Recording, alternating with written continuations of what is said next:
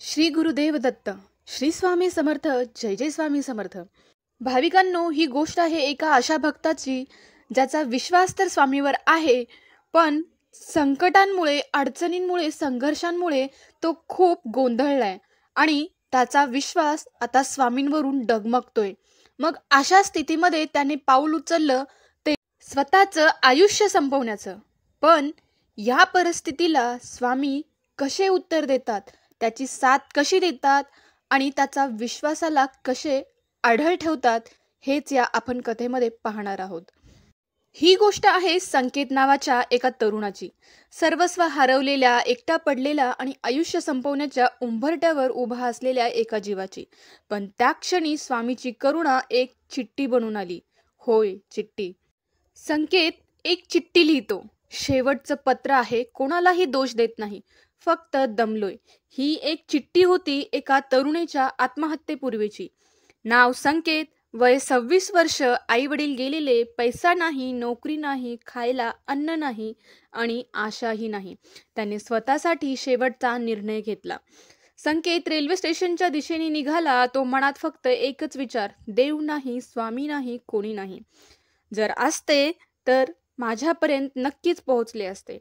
त्याच क्षणी त्याच्या पायाशी एक गोष्ट आढळते, एक चिठ्ठी. त्याने ती उचलली. त्यावर फक्त एक वाक्य, बाळा थांब, अजून मी बोललेलोच नाहीये, स्वामी समर्थ. संकेत थबकतो. कोण लिहिलंय, कुणी ठेवली, कोणी ओळखलं मला? त्याच वेळेस बाजूला एक साधा माणूस, स्वामीचा भक्त, येतो आणि म्हणतो, दिसतंय मला तू फार थकला आहेस, चल माझ्यासोबत चहा पी. संकेत म्हणाला, मला जगायचं नाही आता. तो माणूस म्हणतो, मग एकदा तरी जगायच्या आधी स्वामीची गाथा ऐक, मग निर्णय घे. तो माणूस स्वामीची करुणा, कृपा, चमत्कार आणि बाळा थांब असं वचन सांगतो. संकेत रडतो, पूर्ण तुटतो आणि हळूच विचारतो, स्वामी खरंच असतात का? तो भक्त उत्तर देतो, तुझ्या पायाशी चिठ्ठी कोण टाकणार होतं दुसरं? जर स्वामी नसते तर तू इथे नसता. संकेत त्या दिवशी आत्महत्या करत नाही, त्याऐवजी स्वामीचा फोटो घेतो आणि घराजवळ एक छोटासा स्टॉल लावतो. हळूहळू लोक येतात, त्याचं जीवन सावरतं. आज तोच संकेत स्वतः स्वामी समर्थ सेवा केंद्र चालवतो. तो दर दिवशी एक चिठ्ठी लोकांच्या पायाशी ठेवतो, ज्यावर लिहिलेलं असतं, तू थकलेला जरी असशील तरी चालेल, पण थांब, कारण अजून स्वामीची करुणा उरली. स्वामींनी लिहिलेली ती एक चिठ्ठी एका आत्महत्येच्या विचारात असलेल्या जीवाला वाचवून गेली. स्वामीची करुणा कधी मंदिरात नसते, ती त्या जागी असते जिथे तुटलेली माणसं अजून एक संधी शोधतात. मित्रांनो, चला तर आपण पण स्वामींकडे मागून बघूया, साकडं घालूया. स्वामी आपल्याला पण एक संधी देतील का? नक्कीच अनुभवा आणि कमेंटमध्ये नक्कीच कळवा की तुमचा अनुभव काय होता स्वामींविषयी.